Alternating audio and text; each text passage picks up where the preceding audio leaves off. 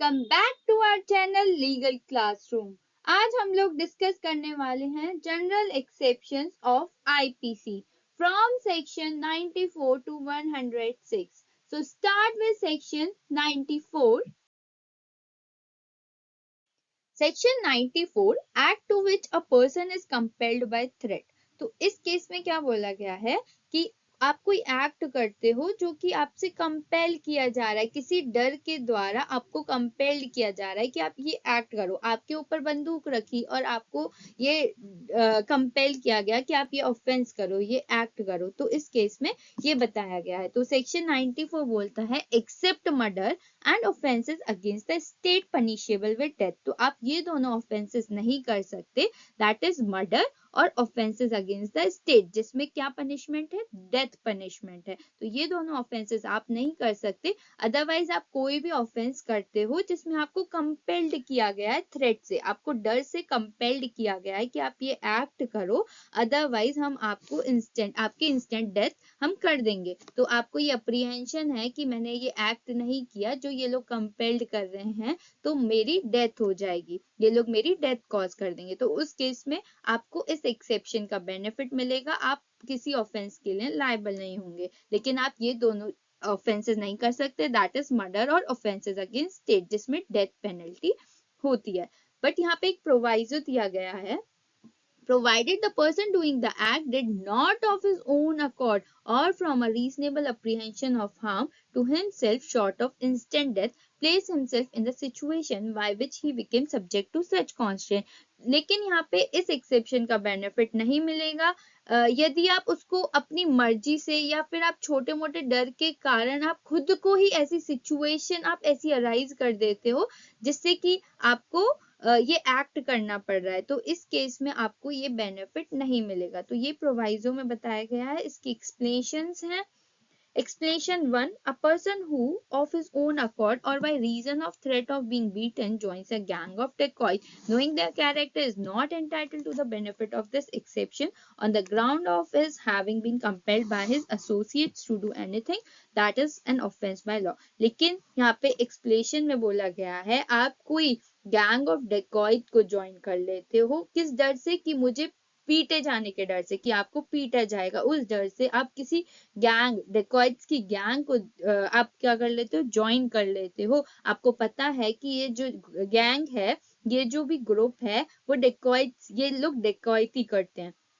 And इस case में आपको इस एक्सेप्शन सेक्शन 94 एक्सेप्शन का बेनिफिट नहीं मिलेगा। आप नहीं बोल सकते कि मुझे कंपेल्ड किया गया था, क्योंकि आपको कंपेल्ड किया है बस पीटे जाने का डर है, तो आप एक डेकॉइट्स का गैंग ज्वाइन नहीं कर सकते हो। Second exception, a person seized by a gang of dacoits and forced by threat of instant death to do a thing which is an offense by law. For example, a smith compelled to take his tools and to force the door of a house for the dacoits to enter and plunder it is entitled to the benefit of this exception। लेकिन कोई person जिसको seize किया गया है dacoits की gang के द्वारा और उसको फोर्स किया जा रहा है, थ्रेट किया जा रहा है, इंस्टेंट डेथ का थ्रेट है कि आप ये एक्ट करो, अदरवाइज हम आपको क्या करेंगे, आपकी डेथ कॉज कर देंगे। तो जैसे कोई स्मिथ है, कोई लोहाकार है, उसको कंपेल्ड किया गया है कि आप क्या करो, इस डोर को ओपन करो, to take his tools, compel to take his tools and to force the door of a house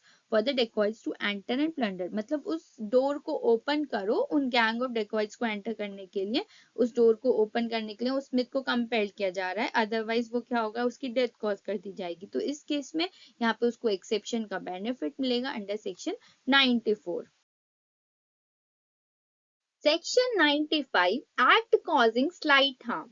आप कोई ऐसा एक्ट करते हो जिससे स्लाइट हार्म कॉज हो जाता है, एक हल्का फुल्का कोई हार्म जो है वो कॉज हो जाता है अदर पर्सन को।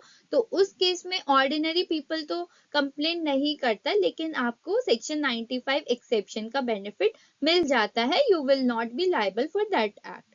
Section 96 things done in private defence. आप अपने राइट, प्राइवेट डिफेंस राइट को एक्सरसाइज करते हुए कोई एक्ट करते हो, कोई ऑफेंस करते हो, तो वो ऑफेंस कंसीडर नहीं होगा, आपको सेक्शन 96 का बेनिफिट मिल जाएगा। Section 97 right of private defence of body and property, her person के पास प्राइवेट डिफेंस का राइट होता है कुछ रिस्ट्रिक्शंस के साथ जो प्रोवाइडेड है जैसे सेक्शन 99 में। तो यहाँ पे आप अपनी प्रॉपर्टी और चाहे वो मूवेबल हो चाहे इमूवेबल हो, अपनी और दूसरे की प्रॉपर्टी को सेव कर सकते हो, आपके पास ये राइट ऑफ प्राइवेट डिफेंस होता है।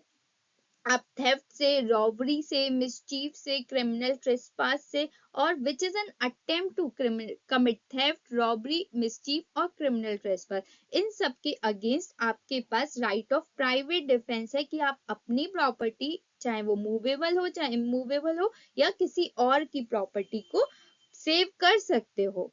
सेकेंड इज कि आप अपनी बॉडी को या दूसरे की बॉडी को प्रिवेंट कर सकते हो, आपके पास राइट ऑफ प्राइवेट डिफेंस, आप एक्सरसाइज कर सकते हो अपनी बॉडी और किसी और की बॉडी को प्रिवेंट करने के लिए। सो सेक्शन 97 में ये right of private defence body और प्रॉपर्टी के लिए प्रोवाइडेड है।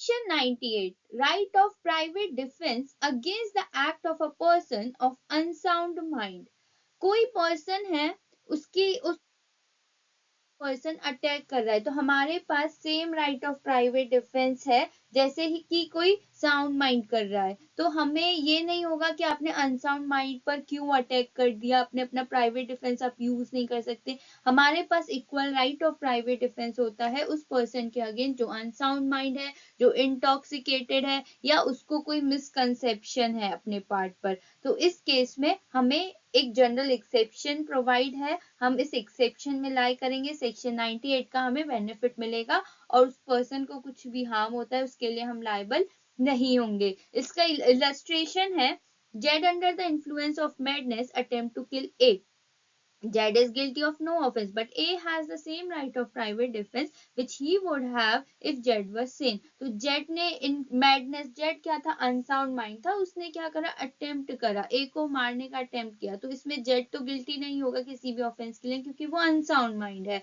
वो अभी इतना कैपेबल नहीं है, वो इतना मेच्योर नहीं है कि वो समझ सके कि इस एक्ट का क्या कंसिक्वेंस होगा। तो यहाँ पे जेड किसी ऑफेंस के लिए गिल्टी नहीं होगा, but A has the same right of private defence, A के पास भी प्राइवेट डिफेंस का राइट है, वो अपने बचाव में भी एक एक्ट कर सकता है जेड के अगेंस्ट, अपने आप को वो बचाएगा क्योंकि जेड उसके ऊपर अटैक कर रहा है, अटेम्प्ट कर रहा है उसको मारने का। तो यहाँ पर हमारे ए के पास भी राइट ऑफ प्राइवेट डिफेंस है, तो यहाँ पे ए को भी कोई लाइबिलिटी नहीं होगी, उसे राइट ऑफ प्राइवेट डिफेंस का एक्सेप्शन में वो लाई करेगा। Section 99, acts against which there is no right of private defence. अभी तक हमने पढ़ा कि हमारे पास राइट ऑफ प्राइवेट डिफेंस कब कब होता है, लेकिन सेक्शन 99 बात करता है आपके पास राइट ऑफ प्राइवेट डिफेंस कब नहीं होगा, आप एक्ट नहीं कर सकते। तो in case of public servant या कोई पर्सन एक्ट कर रहा है under the direction of public servant, good faith में वो एक्ट कर रहे हैं, अपनी कलर ऑफ हिज ऑफिस में कर रहे हैं, जैसे पुलिस होती है, पुलिस क्या करती है, अपनी उसने एक ड्रेस पहनी हुई होती है, हमें पता होता है कि ये पब्लिक सर्वेंट है। सो इन जब पब्लिक सर्वेंट या कोई पर्सन उन पब्लिक सर्वेंट की डायरेक्शन में एक्ट कर रहा होता है तो हमारे पास राइट ऑफ प्राइवेट डिफेंस नहीं होता जब तक हमें ये रीजनेबल अप्रीहेंशन ना हो कि ये पर्सन हमारी डेथ कॉज कर सकता है या ये पर्सन हमें ग्रीवियस हर्ट करने की कोशिश कर रहा है। तो इस केस में हमारे पास राइट ऑफ प्राइवेट डिफेंस बस डेथ और ग्रीवियस हर्ट के केस में होता है, अदर देन दैट हमारे पास कोई राइट ऑफ प्राइवेट डिफेंस नहीं होता अगेंस्ट द पब्लिक सर्वेंट और the person who is working under the direction of public servant. The third point is हमारे पास कोई प्राइवेट डिफेंस नहीं होगा जब हमारे पास एक रीजनेबल टाइम होगा पब्लिक अथॉरिटीज से प्रोटेक्शन क्लेम करने का, प्रोटेक्शन मांगने का या प्रोटेक्शन लेने का। जब तक हमारे पास टाइम होगा तो हम प्राइवेट डिफेंस यूज नहीं कर सकते। जैसे कि हमारे घर में कोई चोर आया और हमारे पास इतना टाइम था, हमें लग रहा है कि हमारे पास इतना रीजनेबल टाइम है कि हम इतने में पब्लिक अथॉरिटी से कांटेक्ट कर सकते हैं, वो हमारी हेल्प कर सकते हैं। तो इस केस में आप जब तक आपको पब्लिक अथॉरिटीज को कांटेक्ट करना है, आपके पास यहाँ पे राइट ऑफ प्राइवेट डिफेंस नहीं होगा, क्योंकि आपके पास एक रीजनेबल टाइम, एक सफिशिएंट टाइम है कि आप पब्लिक अथॉरिटी से प्रोटेक्शन ले सकते हो। तो दीज आर टॉकिंग अबाउट कि हमारे पास कब राइट ऑफ प्राइवेट डिफेंस नहीं होता है। Extend to which the right में बी एक्सरसाइज, किस एक्सटेंट तक आप राइट ऑफ प्राइवेट डिफेंस को यूज कर सकते हो। सो हम राइट ऑफ प्राइवेट डिफेंस को उतना ही यूज कर सकते हैं कि जितना हमें हार्म कॉज करने की कोशिश कर रहा है उसको हम बचाव कर सके उससे अपना, इतना ही हमें यूज करना। कोई हमें थप्पड़ मार रहा है तो हम उसको चाकू से या तलवार से नहीं मार सकते, तो हमें एक इतना ही हार्म, हमें अपने आप को बचाने के लिए जितनी पावर यूज करनी है हम उतना ही यूज करेंगे कि हम उस हार्म को बचा सके। एक्सप्लेनेशन है इसमें, तो इसमें प्रोवाइडेड है, फर्स्ट एक्सप्लेनेशन बोलता है कि जो राइट ऑफ प्राइवेट डिफेंस है वो उस केस में हमारा डिप्राइव नहीं होगा जब तक हमें ये बिलीव नहीं होता है या हमें ये हमको नहीं पता होता कि ये पर्सन जो सामने एक्ट कर रहा है वो पब्लिक सर्वेंट है। हमें पता ही नहीं कि ये पर्सन पब्लिक सर्वेंट है, उसने ड्रेस नहीं पहनी हुई, एग्जाम्पल उसने ड्रेस नहीं पहना हुआ अपना, तो हमें नहीं पता चल रहा ना, उसने बताया कि मैं पब्लिक सर्वेंट हूँ, तो उस केस में हम क्या कर सकते हैं, हम अपना right of private defence use करेंगे। और कोई पर्सन है जो एक्ट कर रहा है पब्लिक सर्वेंट की डायरेक्शन में, उसने भी हमें नहीं बताया या हमें नहीं पता चला कि ये पब्लिक सर्वेंट की डायरेक्शन पे एक्ट कर रहा है, तो उस केस में भी उसके एक्ट के अगेंस्ट हमारे पास राइट ऑफ प्राइवेट डिफेंस होगा, वो डिप्राइव नहीं होगा इन दोनों केसेस में। Section 100, when the right of private defense of the body extends to causing death, death तक कर सकते हैं हम अपने राइट ऑफ प्राइवेट डिफेंस का यूज करके, हम किसी पर्सन की डेथ भी कॉज कर सकते हैं। अब वो कौन से केसेस हैं जिसमें हम डेथ तक कॉज कर सकते हैं, ये सेक्शन में एक एक्सेप्शन है, सेक्शन 99। 99 के अलावा हम क्या कर सकते हैं, उस पर्सन की डेथ भी कॉज कर सकते हैं। So what are these points? The first point is कि हमें लग रहा है जो पर्सन असॉल्ट कर रहा है वो उस हद तक असॉल्ट कर देगा कि हमारी डेथ कॉज हो जाएगी। सेकेंड बोलता है कि हमें लग रहा है कि वो पर्सन इस तरीके से इतना असॉल्ट कर देगा कि उससे हो सकता है हमें grievous hurt will be the consequence, कि हमारा वो मुझे असॉल्ट करेगा, उस ऐसा असॉल्ट करेगा जिससे कि मुझे ग्रीवियस हर्ट हो सकता है। थर्ड बोलता है कि असॉल्ट कर रहा है वो किस इंटेंशन से, रेप कमिट करने के इंटेंशन से वो असॉल्ट कर रहा है, तो उस केस में भी हम अपने बचाव में उस पर्सन की डेथ तक कॉज कर सकते हैं या कुछ और हार्म उसको कर सकते हैं।